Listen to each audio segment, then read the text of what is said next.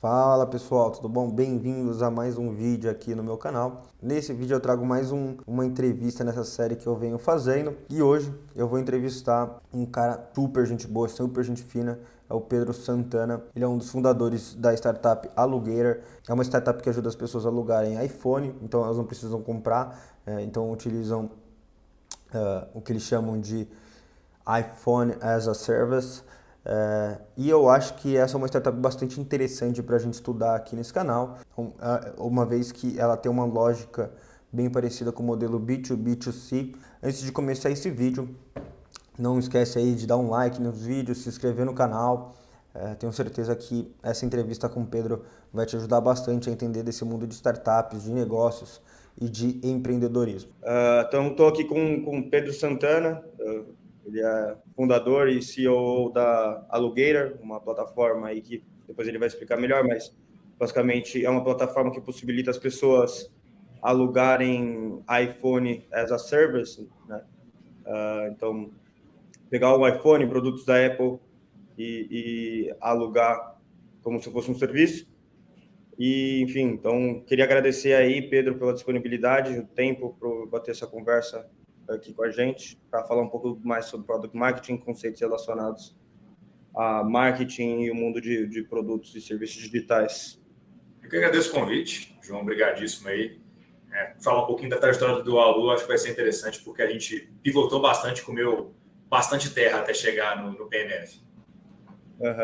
É legal. Bom, então, para começar, queria justamente começar fazendo essa pergunta. Queria que você explicasse aqui para o pessoal que está escutando a gente nessa entrevista, o que é a Alugator e quem que é o Pedro, o que você faz lá dentro. Boa. Então, como eu sempre falo, pode chamar de Santana, que quando eu nasci tinha uma promoção nos cartórios de todo o Brasil, que o primeiro Pedro que se registrava, o próximo era de graça. Então acabaram tendo muitos Pedros. Ficou um gap agora, mas voltou. O segundo nome mais comum do Brasil, de novo, é Pedro, nos últimos 2 anos, enfim.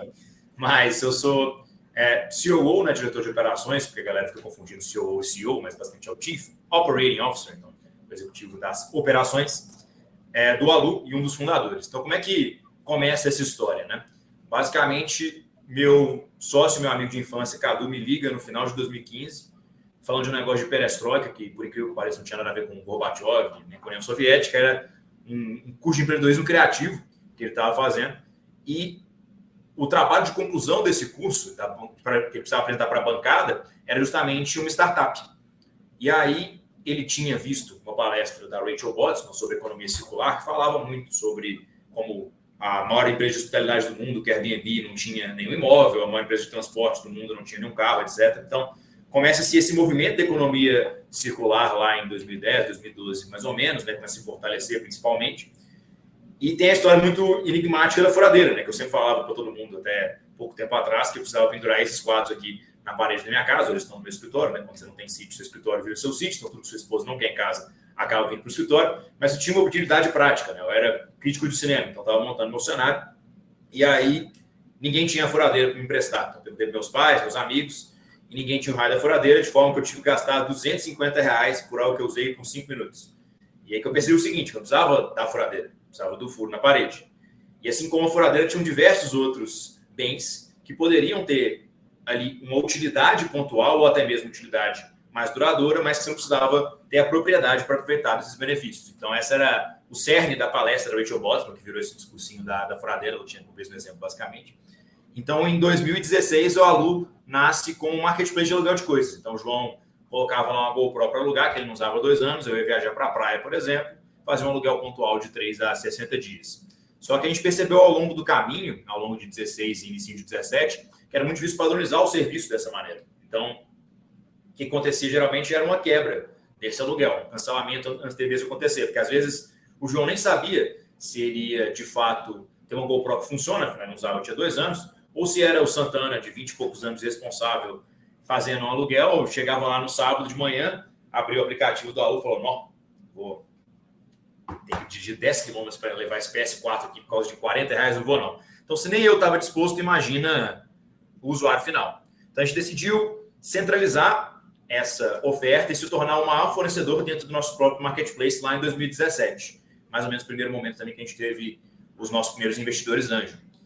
Então, basicamente, começamos a ofertar esse serviço do aluguel pontual, mas fornecido por nós mesmos, aí, já sabendo quais eram os produtos que tinham mais adesão com os clientes, né? Então, produtos de festas, aí, barraca, produtos de fotografia, videogames, etc. A gente foi nichando sucessivamente até que em 2019 a gente se viu num cenário oposto ao que a gente estava em 16. Se em 16 a gente tinha o mercado, tinha muita gente interessada, mas o produto estava ruim, em 19 aconteceu o contrário. A gente tinha um produto que agora atendia muito bem, só que um nicho muito pequeno, que era um nicho de fotógrafos em Belo Horizonte, basicamente. Já que a gente conseguiu, através de outras pontas do serviço, uma quantidade muito boa de oferta dos equipamentos fotográficos, mas a gente não tinha ali como sair muito fora de Belo Horizonte, tipo fazer um aluguel, por exemplo, de 7 dias para Roraima.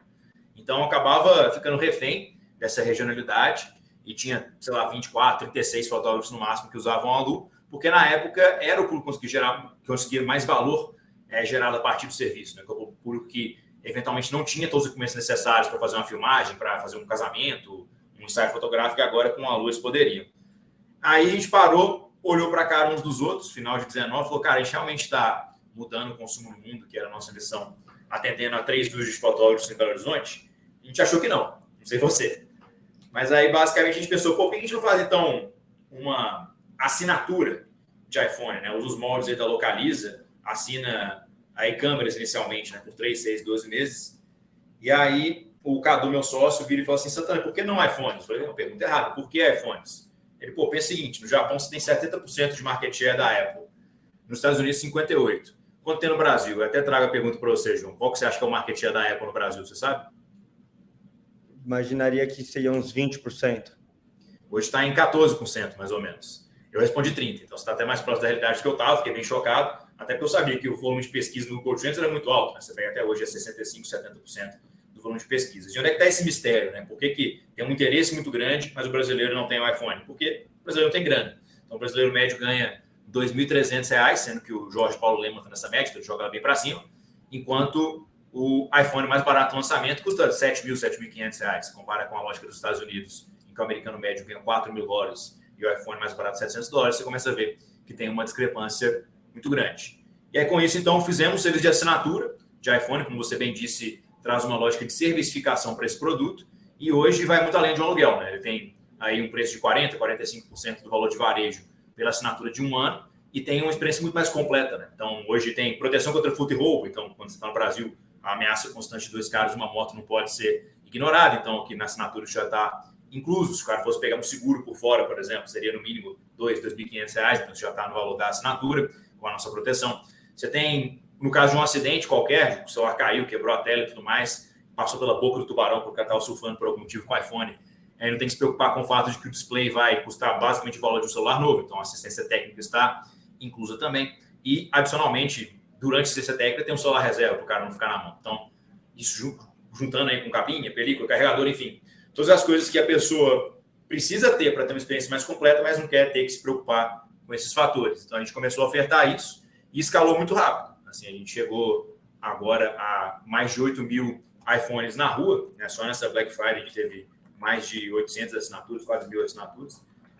E hoje a gente tem um grande problema, um grande gap. A pessoa diz, nossa, tá muito legal, muito bonito, qual que é esse gap? Hoje a gente tem uma situação de excesso de demanda. Então, para você ter ideia, João, hoje a gente tem, apesar de já ter esses milhares de iPhones na rua, vou pegar um número específico aqui, são 8.391 no momento, a gente tem uma fila de espera muito grande, que não pode ser atendida hoje diretamente em prazo curto.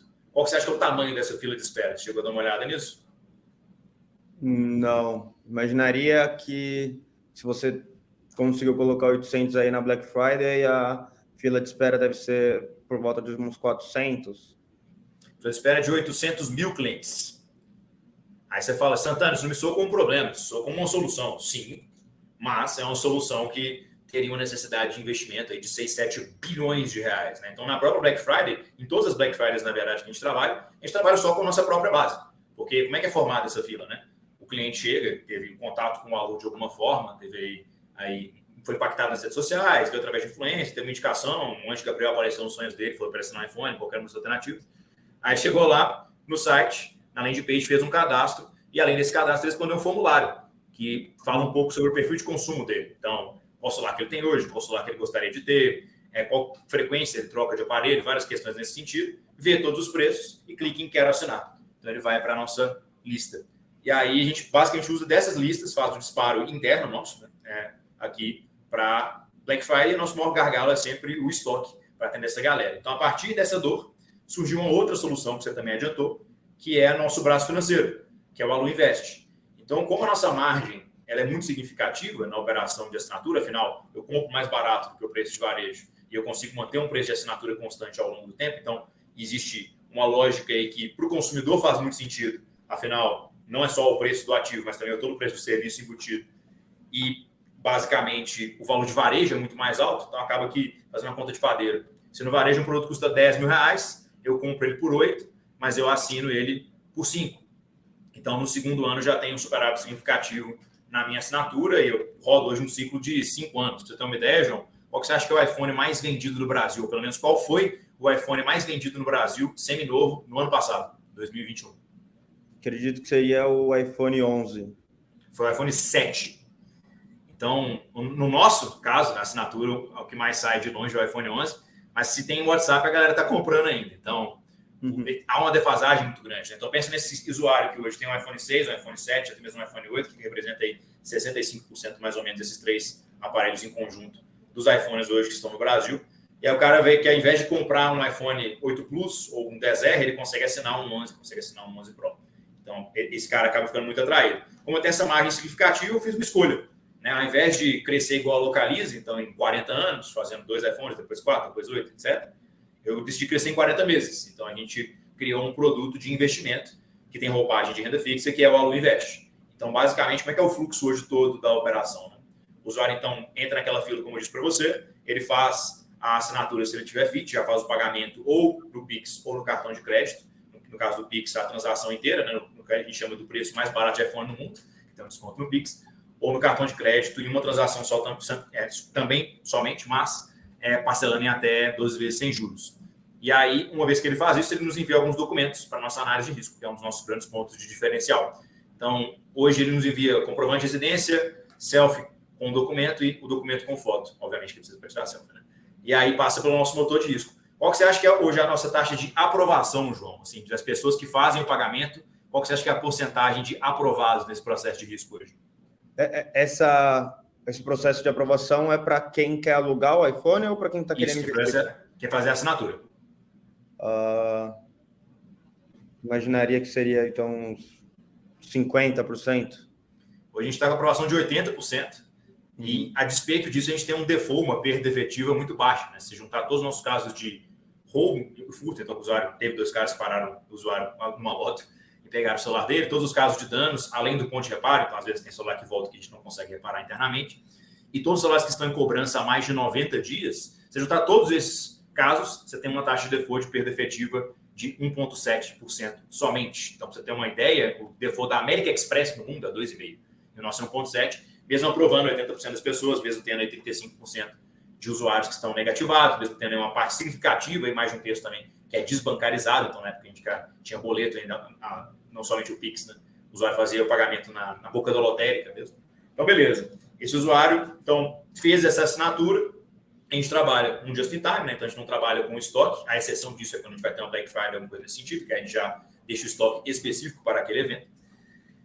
E aí, uma vez que esse usuário é aprovado na análise de risco, ele vai para uma fila com 10, 20 ou 40, 60 usuários, que é a nossa fila de compra, e aí a gente vai a mercado e capta um dinheiro para comprar esses produtos. Então, o investidor está literalmente investindo na compra desses iPhones, que inclusive são a maior garantia também do próprio investimento. Né? Então, porque hoje se eu compro mais barato, vamos supor que o cara vai investir R$1 milhão, ao invés de comprar 100, 120 iPhones no varejo, eu consigo comprar 150, 160, então já tem uma razão de garantia superior a 100%. Além, claro, do aval do sócio, do aval da empresa. E com esse mecanismo de captação, a gente já conseguiu levantar quase R$90 milhões nos últimos 2 anos, justamente para comprar esses iPhones. Né? Então, a gente já pagou para os investidores mais de R$20 milhões, já vendeu um outro pedacinho. Então, hoje, a gente tem aí um mecanismo que vai permitindo que a gente escale cada vez mais rápido através do Alu Invest. E, obviamente, também foi um trabalho em cima do Alu Invest. Né? Mas aí eu já falei bastante nesse ponto inicial, já trazer para as suas perguntas, mas hoje o cenário do Alu e do Alu Invest é basicamente esse. Eu vou fazer outras perguntas mais também sobre ao Alô Invest, que eu fiquei bastante curioso. Eu, particularmente, sou investidor e trabalhei no mercado financeiro durante um tempo, então tenho bastante interesse sobre essa área em específico. Mas pelo que eu consegui reparar, né, vocês fizeram vários testes e vários MVPs até chegar nesse modelo em que a Alugator tem hoje. Né? Pelo que Perfeito. você comentou, lá em 2018, 2017, vocês tinham um modelo em que permitia que vocês faziam aluguel, permitiam as pessoas alugarem seus equipamentos para outras durante algumas quantidades de meses e tal. Eu ia te perguntar como que foi o processo de... Tipo, então, imagino que vocês passaram por vários MVPs e foram validando todas as hipóteses, mas como que foi o seu MVP específico da Alugueira, do momento que vocês tiveram a ideia de começar a alugar o iPhone,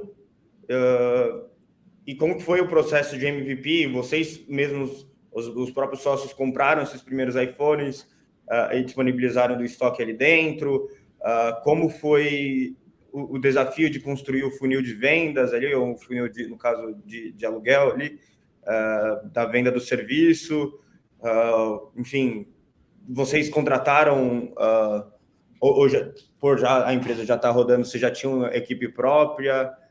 Conta um pouco mais de como foi essa validação da hipótese do aluguel do iPhone. Legal. Então, do Marketplace, ele começou lá no início de 2016, né, especificamente no dia 5 de janeiro de 2016, e a gente foi selecionado para um programa de pré-aceleração, que é o Lemonade. E aí no Lemonade, basicamente, é um programa de 8 semanas, em que você faz uma validação da companhia e algumas empresas são selecionadas para serem aceleradas pela incubadora, que no caso era a Tecmol, né, a aceleradora.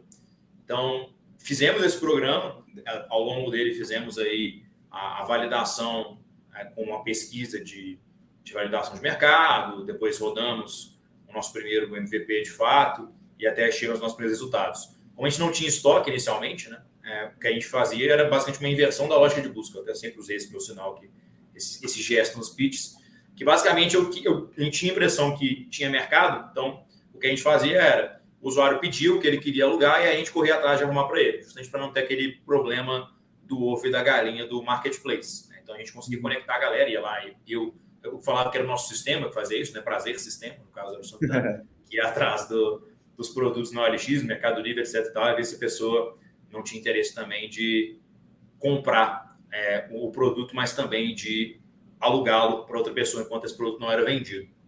Então, basicamente, começou dessa maneira. Ao longo de 2016, rodamos dentro da Tecmol. Depois, no final de 2016, tivemos nosso primeiro investimento anjo. Né? E aí, com esse primeiro investimento anjo, a gente começou a estruturar uma equipe fora da galera de vesting e tudo mais. Naquela época, a gente tinha 4 pessoas somente. Então, estruturamos, pegamos nossos primeiros devs, a primeira galera que foi do marketing, etc. e tal. Nessa época, não tem ninguém na empresa hoje. Foram momentos difíceis. Mas em 17 e 18, basicamente, a gente tentou escalar o marketplace de aluguel, vendo que não havia uma facilidade de padronização desse serviço, porque o usuário não conseguia ainda viver daquilo, não era como um Uber, como um iFood, que o usuário podia, de fato, usar o Alô para ganhar uma renda extra. Então, a gente percebeu essa necessidade de centralizar o serviço e a gente começou a comprar estoque mais fortemente dos produtos que a gente viu que já tinha mais adesão, quando a gente teve uma rodada de equity crowdfunding, né, de investimento coletivo em participação na empresa, na Exceed, ali no meados de 2018, começou a rodada, se não me engano, em abril de 2018. E aí, com esse dinheiro, a gente acabou comprando muito estoque e testando, aí vendo que os equipamentos fotográficos, o GoPro, os consoles eram os produtos de maior tração. E também foi essa época que a gente comprou o nosso primeiro iPhone para aluguel, que na época foi um iPhone 7. Aí, a gente tocando ainda a empresa meio aos trancos e barrancos, conseguimos, a gente sempre teve um crescimento muito forte, year over year, assim, até porque a gente começou muito pequeno, né? Então, se eu pegar nossa trajetória, a gente chegou tipo de, sei lá, R$5 mil ano para 30, para 100, para 500 em 2019, né? Uhum. Só que aí a gente percebeu que ainda tinha uma barreira de escala muito grande, a gente tinha uma barreira de escala física, inclusive, né? Então, a gente começa na assinatura, já tendo feito aluguel por 4 anos, mais ou menos. A gente já tinha uma noção boa de análise de risco, por exemplo. Foi um processo que eu toquei desde o início, depois a gente acabou deixando ele mais objetivo e pautado por tecnologia, mas inicialmente veio muito do nosso empirismo. E aí, com esse know-how, a gente já tinha testado também bastante, estressado muito assim, canais de aquisição. Então, a gente já tinha trabalhado com lançamento meteórico, a gente já tinha trabalhado com funil inbound, funil outbound, já tinha feito aí alguns esforços em copywriting, e-mail marketing, etc. e tal. E a gente só não tinha tido muito um time de vendas. Assim. A gente trabalhava com um time de atendimento ali, de suporte, que acabava fazendo vendas no chat lá no site, que inclusive hoje é um dos nossos canais de maior conversão também, mas não tinha ali propriamente dito um time comercial. Tudo isso muda em 6 de janeiro de 20, quando a gente vai fazer a assinatura dos iPhones pela primeira vez. Então, foi uma situação tanto quanto, digamos, desesperadora, porque em 2019 a gente quase quebrou várias vezes. Assim, várias vezes. 2019, e era assim, um milagre atrás do outro. Chegou, tipo, final de março, a gente tinha certeza que a gente ia quebrar, a gente conseguiu um follow-on dos 2 investidores anjos, depois a gente conseguiu uma linha de crédito do BDMG, que eu não tive nem tempo de avisar para a galera, então a galera achou que ia quebrar no dia, abriu a conta bancária, tinha dinheiro, que eu falei assim, que isso, aconteceu um milagre. Eu falei, não, gente, calma, não precisa devolver esse dinheiro, não, a gente ia conseguir.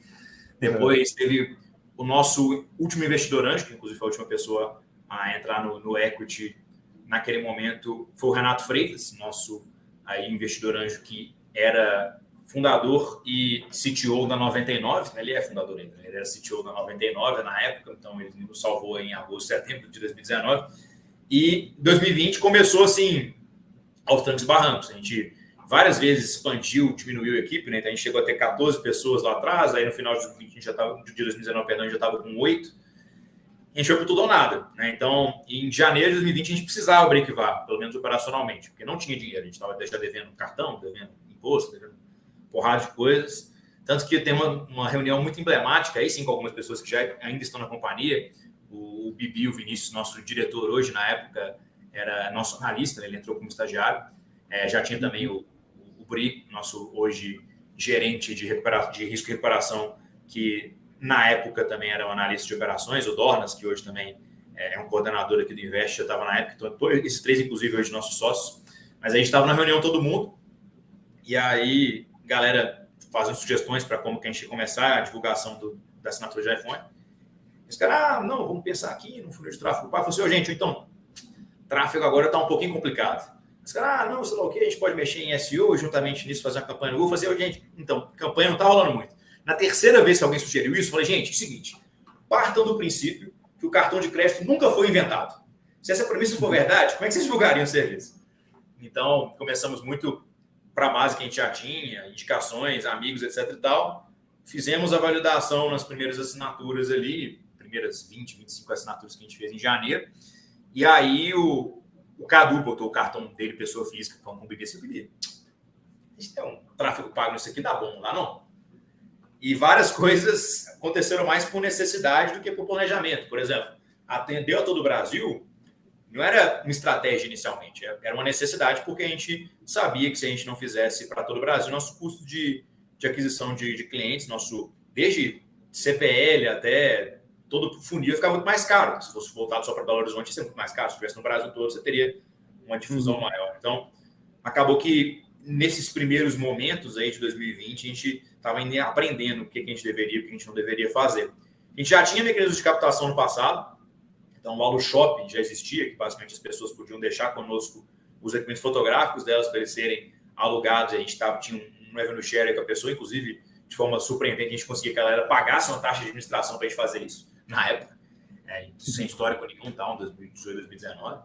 Então, já tinha conseguido um estoque, assim, então a gente começou a vender nossos estoques de equipamentos fotográficos. A gente rodou simultaneamente com os 2 modelos até mais ou menos no começo da pandemia, então os 2, 3 meses somente, mas depois isso já virou uma lenha inicial para a gente conseguir comprar mais iPhones, né, vender nas câmeras, vender os videogames que ainda tinha e tudo mais. E aí começamos a escalar, percebendo quais eram os ciclos de sazonalidade do nosso serviço. Né? Percebemos, por exemplo, que antes do lançamento do produto novo da Apple, na época, por exemplo, antes do lançamento do 12, a gente percebeu que o 11 Pro e Pro Max eles paravam de ser vendidos, eles paravam de ser produzidos, que a Apple vira as fábricas 1 mês, 2 meses antes. A gente não sabia disso, a gente teve uma quebra de estoque grande em agosto, setembro de 2020 e acabou tendo um problema de atraso muito grande entre setembro de 2020 e abril de 2021. Corrigimos isso com a primeira vez que eu assumi o Invest, que a gente deu mais corpo aí para a nossa solução de captação, começando a emitir CCB e tudo mais, etc e tal, abrir nosso Corban. E aí no Invest conseguimos escalar bastante ao longo de 2021, e aí 2022 acabou sendo um ano muito voltado para eficiência. Então, para pegar esse histórico, se a gente começou 2020 com 8 pessoas, a gente terminou com 30, depois a gente terminou 21 com 80, e hoje a gente tem 130. A gente tem 130 desde maio.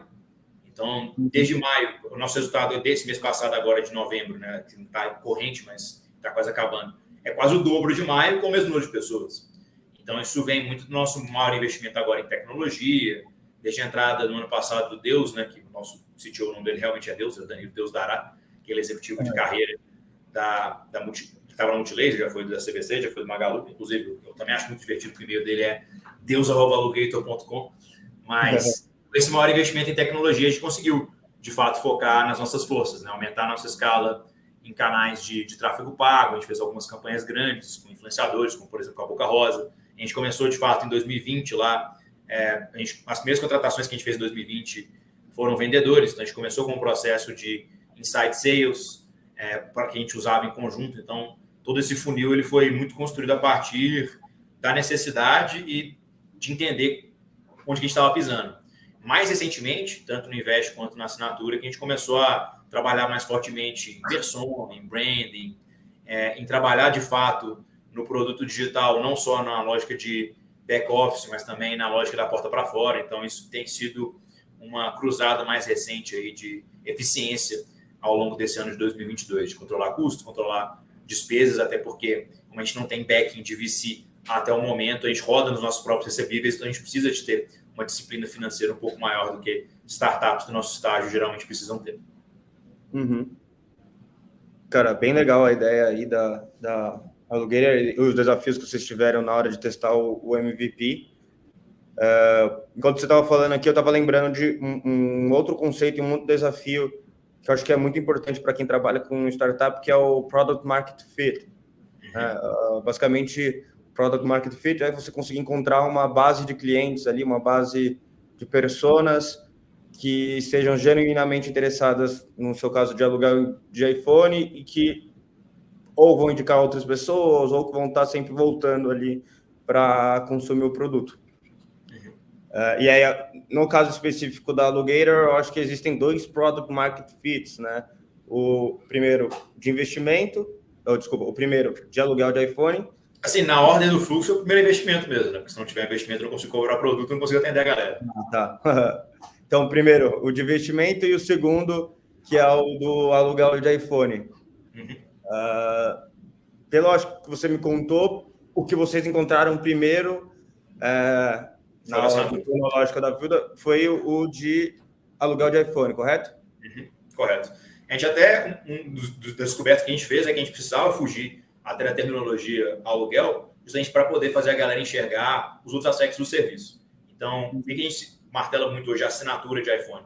Porque os serviços agregados são tão importantes quanto o próprio produto, né? Então, você pega hoje proteção contra furto e roubo, assistência técnica, celular reserva, capinha, película, carregador, eventualmente pensar em o cara já ter um pouco de cloud, alguma coisa assim. Quando você traz a terminologia assinatura, você tem uma possibilidade de focar mais fortemente no seu marketing, na sua produção de conteúdo, para explicar o que é o serviço de fato, né? Que não é somente um serviço de aluguel, porque a galera geralmente pega o aluguel muito como algo sendo pontual ou sendo algo menos desejável, porque o sonho é a compra. Mas quando a gente consegue desconstruir um pouco isso a partir da assinatura, é quando a gente começa a ter mais tração. Então, pensando no nosso PMF, o que a gente entendeu é que a gente tinha vários subsectos de personas que faziam sentido para a gente, mas hoje a gente basicamente trata 2 grandes baldes, que tem outros baldinhos internos, mas a gente tem um cliente de acesso, a gente tem um cliente hoje de oportunidade. Então, o cliente de acesso vai ser a galera, como eu disse, que estava no iPhone 6, no iPhone 7, e descobre que ao invés de comprar um 8, a gente consegue assinar um iPhone 11. Para essa galera, é muito sobre preço e comodidade. É a única oportunidade que eles têm de ter um iPhone. Santana, por que essa galera não compra? Ela simplesmente não tem essa opção na mesa. Assim, o carnê das Casas Bahia não atende essa pessoa. É esse nível, assim, pessoa de R$ 1.700, R$ 1.800 de renda familiar. Então, para essa pessoa, o Alu é a única possibilidade que ela tem de ter o iPhone.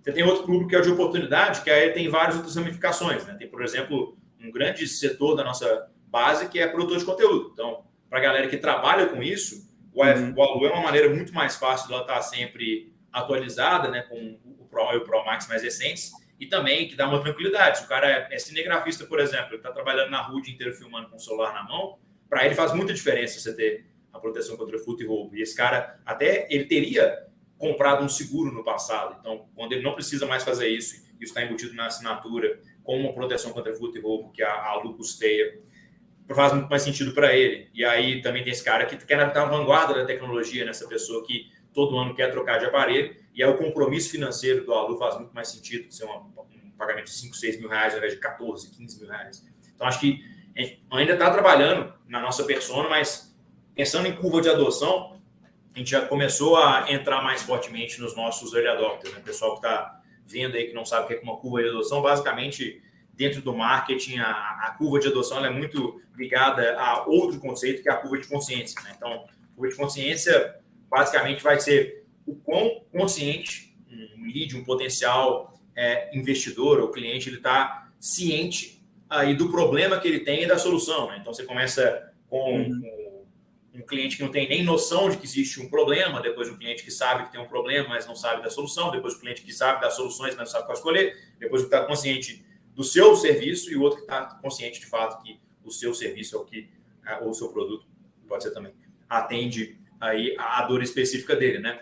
Então, dentro disso, você tem uma curva de adoção, né, que é do livro Diffusion of Innovations, eu acho, do Everett Rogers, que ele basicamente cria um conceito de vários mercados que uma empresa consegue atingir, e dentro de dois específicos ali, de uma transição de um para o outro, você tem um abismo, que é onde a maioria das empresas morre, né? Então, você tem ali os entusiastas ou innovators, né, que são as pessoas que já estavam procurando maneiras de resolver o problema que a sua empresa procura resolver. Então, no caso do Alu, já seria pessoas que estariam nos grupos de Facebook buscando fazer ativamente aí catira para pegar o telefone ou qualquer coisa nesse sentido. Depois você tem os early adopters, né, que são os visionários, que são as pessoas que já têm uma tendência mais vanguardista de adotar todas as coisas que aparecem como novidades. Isso vai variar muito também do segmento, né? Eu, por exemplo, fui um early adopter forte do Netflix, já tinha Netflix em 2011. Então, vai ter gente que vai ser early adopter do Instagram, ou do Uber, ou do Airbnb, ou de N. Entre os early adopters e a early majority, ou seja, os pragmáticos, a galera que já começa a aderir ao serviço quando você já tem alguma atração provando que aquilo funciona, tem um abismo, né? Então, há uma diferença muito grande desse mercado inicial formado pelos entusiastas, pelos visionários, do mercado principal, assim, digamos, né? Que tem ali a early majority, que são os pragmáticos, os conservadores, né? Que é a late majority, e os retardatários, os céticos, né?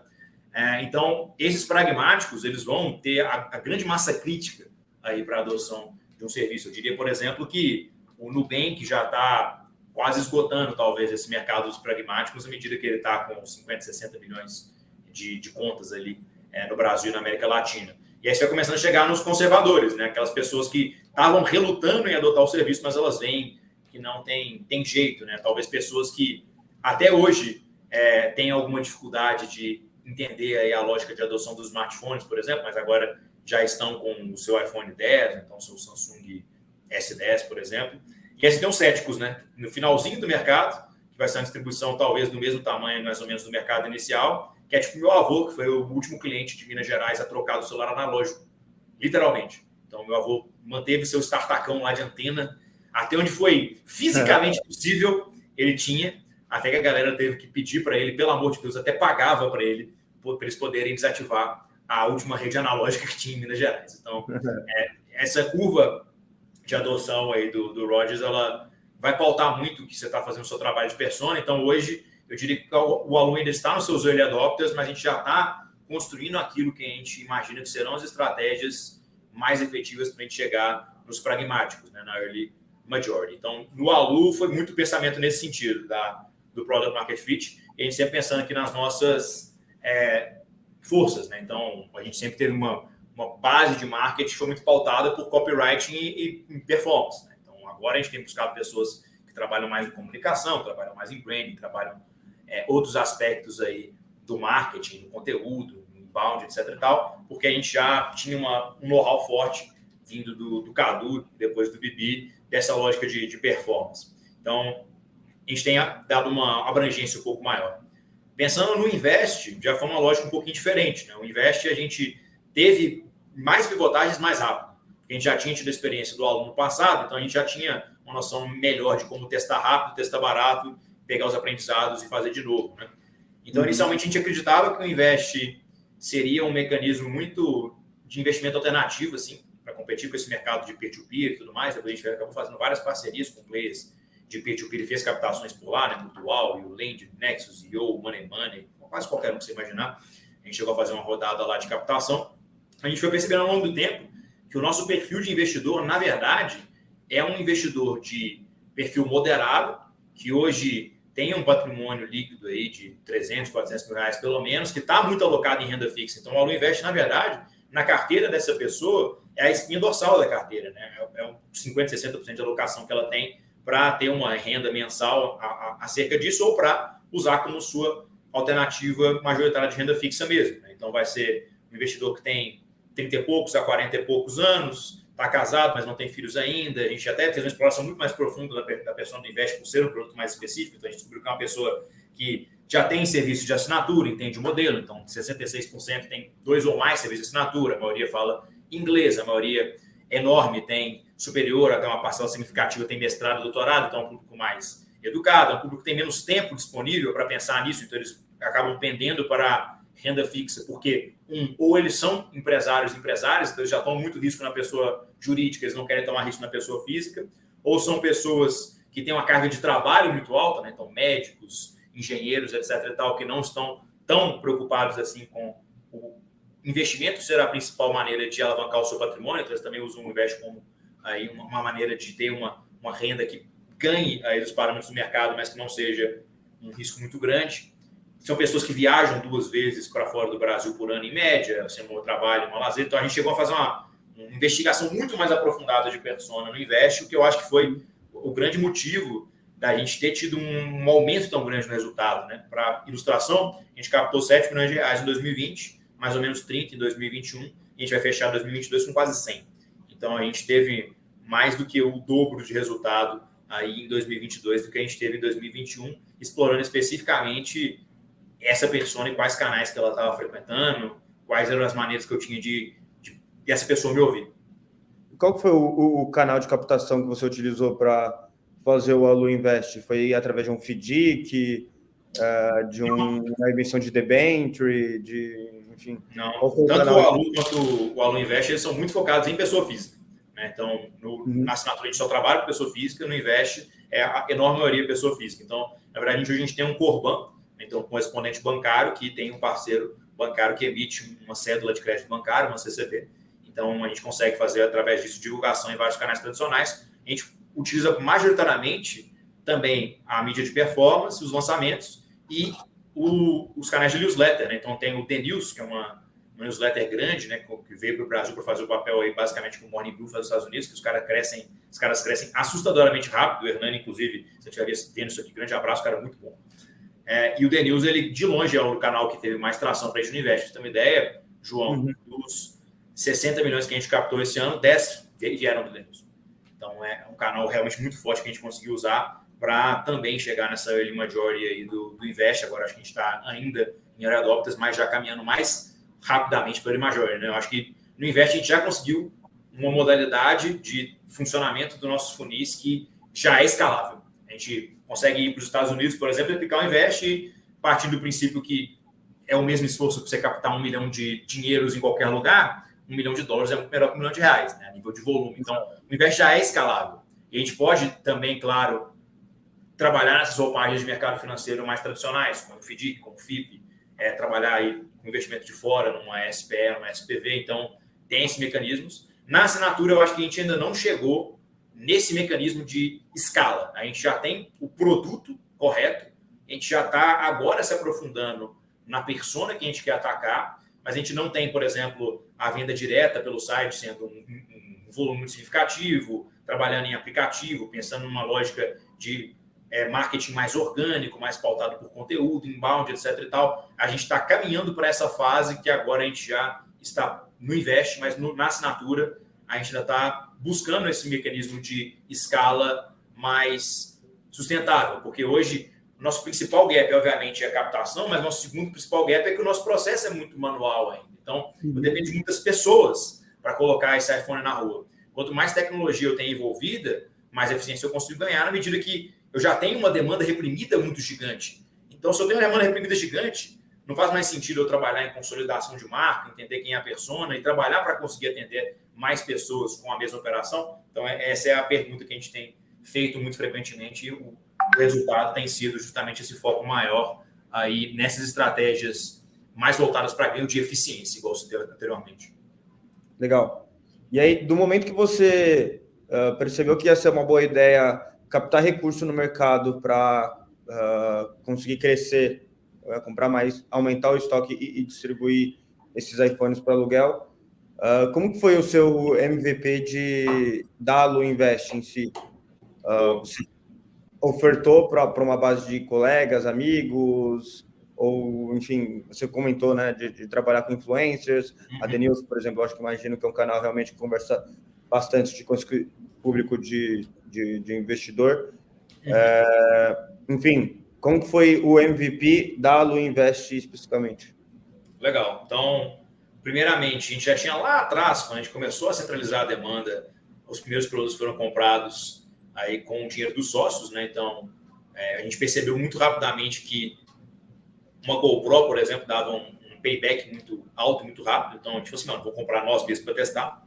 Então, já tinha esse hábito ao longo do tempo, já tivemos vários amigos que fizeram a mesma coisa, né? Então, trabalhando numa lógica de mútuo mesmo, remunerando a galera com base no estoque comprado. Então, no Invest, a gente já tinha aquele mecanismo do AluShop, que é o que a gente usava para captar as câmeras. Então, já tinha um funil de pessoas que a gente sabia que tinha um perfil de renda extra.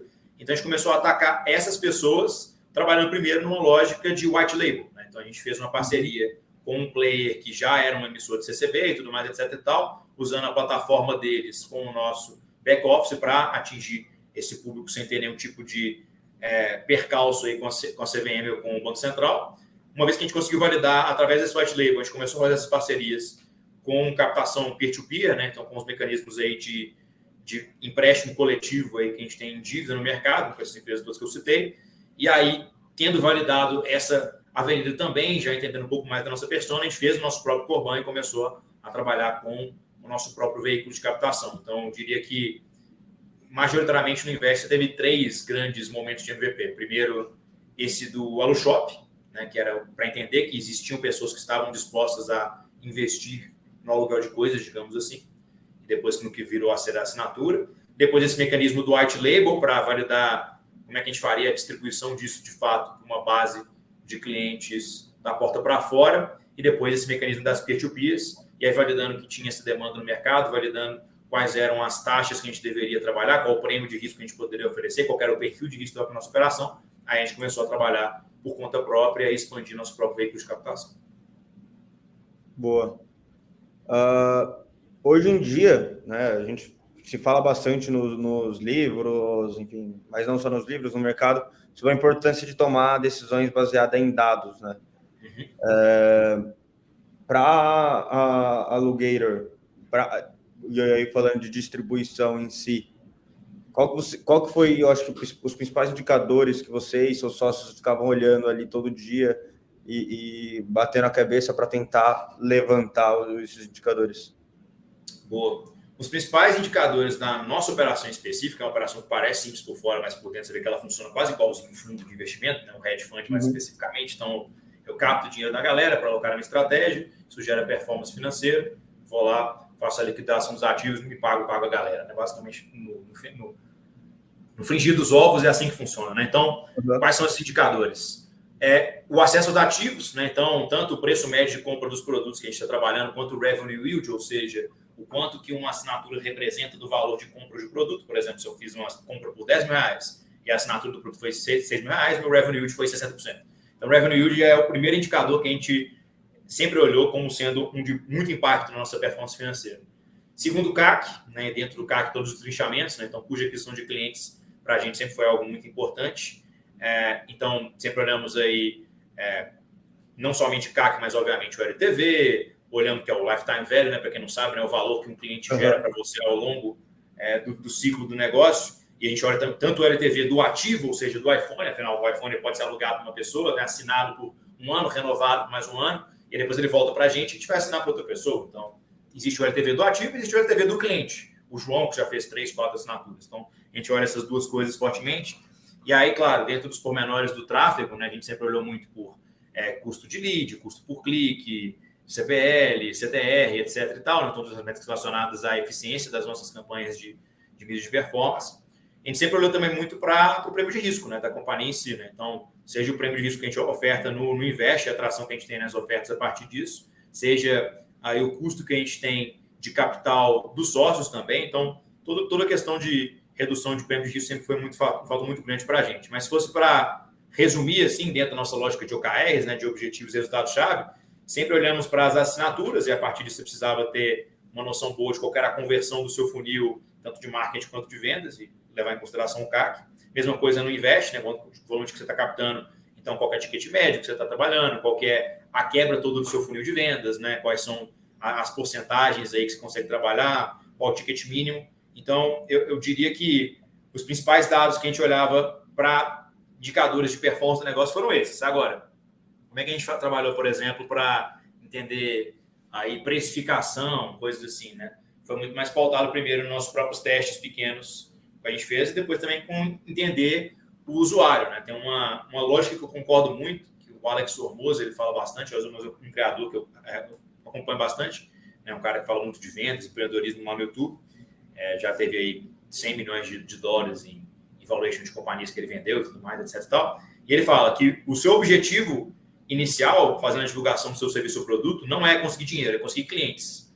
E aí você vai pegar os feedbacks desses clientes para fazer as alterações necessárias do seu produto, para depois os clientes amarem o seu produto, você realmente pegar e investir na escala do seu serviço, do seu produto, porque aí você vai ter um LTV maior, você vai ter uma incidência maior de compra, você vai ter um MRR maior, etc. Então, acaba que vem muito dessa lógica, desse feedback de coleta dos insumos a partir do mercado e a partir dos nossos clientes. Sim, concordo bastante com esse ponto de vista dele, de pegar feedback e conseguir melhorar o seu produto cada vez mais com os feedbacks dos clientes. Fazendo a última pergunta aqui, acho que a maioria das pessoas que vão ver essa entrevista aqui, enfim, são pessoas que se formaram com marketing, trabalham com isso ou estão inseridas de alguma forma dentro dessa lógica de produção do marketing, produção de conteúdo, esse tipo de coisa. E muitas vezes estão procurando emprego também em empresas como, por exemplo, a Alugator pode ser, mas qualquer outra startup do Brasil. E hoje, na minha interpretação aí, a Alugator, enfim, já está num momento de vida que está procurando escala, né? Já testou o produto, já conseguiu validar o MVP, já conseguiu encontrar o Product Market Fit com sucesso, tanto de captação de recursos, tanto de produto, né, da venda, da assinatura. E aí, perguntando agora por uma lógica de uma pessoa, você como empreendedor, mas também como uma pessoa que contrata bastante gente, eu acredito que os desafios que a empresa está passando são bem diferentes. E aí imagino que também as pessoas que você vai contratar para te ajudar nesses desafios teriam que ter skill sets bem diferentes também. E aí eu ia te perguntar, como empregador, qual skill set você acha interessante encontrar numa pessoa no momento de fase em que a empresa está procurando um Product Market Fit, validando MVP, e quais outros skill sets você acha interessante nesse segunda fase de empresa, que é escala? Boa. Acho que independentemente da fase da empresa, independentemente dos hard skills e soft skills que você está buscando, né, quais são as qualidades de fato que você precisa de um profissional naquele momento, a gente sempre teve boas experiências com profissionais que tinham algumas questões que independiam de área, tanto vai para marketing, quanto para BA, quanto para logística. Então, pessoas que, primeiro, têm uma boa capacidade de resolução de problemas, de forma criativa, né? A gente tem até um livro que a gente gosta muito, até aqui, vou lado da minha mesa, que é o Bulletproof Problem Solving, que é o método de resolução de problemas da McKinsey, né? Então, é lógico de fazer mapas mentais, e priorização, e criatividade. Então, isso é bem importante na nossa visão. Uma pessoa que tenha aí um bom senso de negócios, né? Eu acho que é algo que é muito valioso, a pessoa entender qual que é a parte dela no todo que ela está construindo, né? Então, às vezes a pessoa fica muito focada na expertise técnica que ela tem, sei lá, CRO, um negócio mega específico de otimização de páginas no marketing. Tá, mas beleza, como é que esse aspecto do CRO se encaixa na estratégia da companhia, qual que é o resultado que a gente está chegando a partir disso? Eu sempre falo que a diferença do profissional júnior, sênior e pleno, basicamente é o que frustra ele, né? O júnior ele fica frustrado porque ele não sabe o que ele tem que fazer. Então, na verdade, eu sempre falo que líder de júnior não é líder, é professor. Você tem que explicar um pouco mais, ter um pouco mais de presença, até um pouco de microgerenciamento mesmo, para a pessoa não ficar perdida. O pleno, ele fica puto porque os coleguinhas não entregam o que ele entrega. Então, ele vê que dá para entregar e a galera não entrega, ele fica frustrado. Então, para o pleno é muito legal você dar um buddy system para ele fazer junto com outra pessoa, para ele começar a treinar aspectos de liderança ou acelerar o processo dele de especialização com conteúdos, mentores, etc e tal, para ele ver que ele pode entregar ainda mais do que ele está entregando. E o sênior, ele fica frustrado porque ele não sabe o porquê das coisas. Né? Fala assim, não, mas por que eu estou fazendo isso? Qual é o objetivo? O que a gente está construindo a longo prazo? Então, se a pessoa tem essa mentalidade desde o início, de buscar os porquês, né, para usar um Simon Sinequismo aqui, eu acho que isso ajuda bastante. Assim. Também, pessoas que têm um compromisso muito acentuado, né, que elas acreditam que o trabalho é o único mecanismo de transformação da sua realidade. Pessoas têm um autocomprometimento aí muito forte, que elas têm humildade intelectual. Então, se elas estão numa mesa que elas são as mais inteligentes, elas sentam e vão para a mesa que elas são mais burras, porque elas estão buscando aprender o tempo todo, de crescimento contínuo, é o que a gente sempre busca na galera. Capacidade de comunicação, especialmente acerca de empatia, feedbacks, coisas nesse sentido, né? A pessoa ser genuinamente interessada em fazer da empresa, do mundo, um lugar melhor. Então, acho que são características que independem da função que a pessoa vai executar, mas com certeza também valem para a galera que está mexendo com marketing. Mas agora, se eu fosse ser mais específico aqui do marketing, dos conteúdos que a gente gosta muito aqui no Alu do Seth Godin, bastante mesmo. A gente gosta muito da galera que tem uma escola de pensamento muito pautada por entender qual que é a sua persona e atacar essa persona e saber que sim, quando você traz a sua persona, é um trade-off, você está deixando de atender todo o resto do mercado, e é isso mesmo, é para isso que você está fazendo, para atender a dor de uma pessoa específica. E a gente trabalha muito assim com a lógica de um marketing mais pautado por um sentimento mais generalista, né? Então, até um livro que a gente gosta muito é Porque os Generalistas Vencem no Mundo de Especialistas, que eu acho que é muito aplicável ao marketing também, você entender que não tem uma ferramenta que resolve tudo no marketing. Às vezes é tráfego, às vezes é inbound, às vezes é conteúdo, às vezes é CRO, às vezes é branding. Vai variar de acordo com o momento da empresa, qualquer estratégia que está sendo pautada. Então, a gente chegou até aqui com tráfego, basicamente. Tráfego e influenciadores, vai. Agora, a gente está começando a trabalhar muito mais fortemente em conteúdo, em comunicação. Então, para a gente hoje é muito importante você ter uma lógica de construção da página que leve em consideração o UX Writing, que o copywriting seja voltado para as landing pages, mas que ele não seja completamente antagônico ao que está sendo trazido, de fato, na comunicação do serviço, qual que é o arquétipo do nosso serviço, etc. e tal. Então, esse tipo de preocupação ele vai ficando mais evidente na medida que a empresa vai escalando. Claro, tem empresas que começam desde o início, com conteúdo, branding, etc. e tal, mas é mais raro, porque são coisas mais difíceis de você metrificar o resultado a curto prazo. Então, para a empresa que está precisando pagar os boletos e metrificar o resultado a curto prazo, eu falo assim, mano, se eu botar R$1.000 aqui, quanto que volta? Essa é a preocupação inicial. Então, acho que as empresas que têm aí backing de VC, talvez, desde o início, né, empresas que já têm o capital disponível por capitalismo de risco e tudo mais, etc. e tal, talvez tenha uma lógica diferente. Mas do Alu, que foi mais para um bootstrapping, assim, mais para usar os próprios recursos gerados para operação, como eu disse, né, é menos sobre, inicialmente, qual a estratégia que a gente buscava e qual era a necessidade do nosso negócio. Legal. Cara, muito obrigado aí pelas respostas, pelas dicas também compartilhadas. Acho que eu já estava interessado na Alugator, já era um case interessante assim de olhar, no mínimo que brilha aos olhos quando a gente vê para a ideia em si. Acho que, enfim, todos os serviços de assinatura hoje em dia estão crescendo e ver que tem empreendedores começando a fazer isso dentro do Brasil, é bem interessante. Acho que mostra que o Brasil também pode ser pioneiro em alguns segmentos, e que ainda acho que tem bastante mercado para crescer como um todo. E eu acredito Perfeito. também que está ajudando muita gente, pelo menos a conseguir o seu iPhone ali, a conseguir pelo menos um produto que ele queria ter acesso, mas talvez não tinha os recursos necessários para atingir e ter acesso a ele. Então, Exato. parabéns aí pela ideia, pelo trabalho e obrigado aí por todas as respostas, tirar dúvida. Acho que, enfim, você deu várias dicas interessantes, dicas de livros que até mesmo eu não conhecia, vou procurar saber mais e conceitos também que eu vou procurar saber mais. Então, agradecer aí seu tempo e disponibilidade por bater esses 50 minutos de papo aqui com a gente. Eu que agradeço o convite mais uma vez, João, foi um prazer.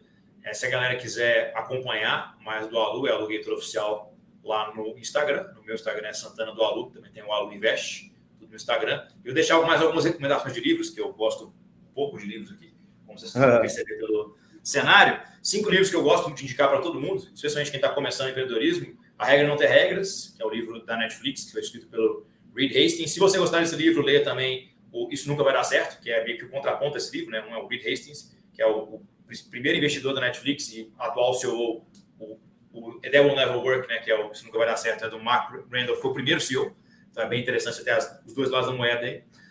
O Porquê o Generalista eu já indiquei, mas eu gostaria também de indicar muito para... Se a galera gosta de mexer com investimento, temos o Princípios do Ray Dalio. O Alu funciona como um hedge fund. O Ray Dalio é literalmente, né, um operador de hedge fund. É um livro que acho que fez muita diferença na vida de várias pessoas aqui do Alu. Outro que eu tenho até uma versão dele em inglês e em português, que é o Shoe Dog, ou A Marca da Vitória. Isso aqui é tradução simultânea, João. Que é a história do fundador da Nike, que é muito legal. E para finalizar, um que menos gente gosta de falar sobre, cadê aqui especificamente? Aqui. Que é o Dedique-se Coração, que é do Howard Schultz, que é o fundador da Starbucks. Também é uma jornada bem legal aí dentro do empreendedorismo, que é bem curioso, inclusive, que o Howard Schultz, apesar de ser fundador da Starbucks, a história é um pouco mais estranha do que parece. Tipo, o cara não chegou e criou a Starbucks do zero. Ele é um fundador da Starbucks meio que no mesmo sentido que o fundador do McDonald's é fundador do McDonald's. Sim. Não cheguei a ler o livro do Howard Schultz, mas eu sei que ele tem um perfil de executivo meio diferente, não veio de business school, alguma coisa assim do tipo, né? Perfeito. Esse livro é um dos livros que está na minha lista de livros aqui também para ler. Boa. Enfim, então, obrigado aí também pelas dicas de livro. E, enfim, espero que a gente possa conversar aí mais vezes no futuro. Com certeza. Valeu demais, meu caro. Valeu, um abraço. Chegamos ao fim de mais um vídeo aqui no canal. Essa entrevista com o Pedro Santana foi muito boa. Não se esquece de dar um like nesse vídeo, se inscrever no canal se você quer receber mais vídeos como esse. E até o próximo vídeo.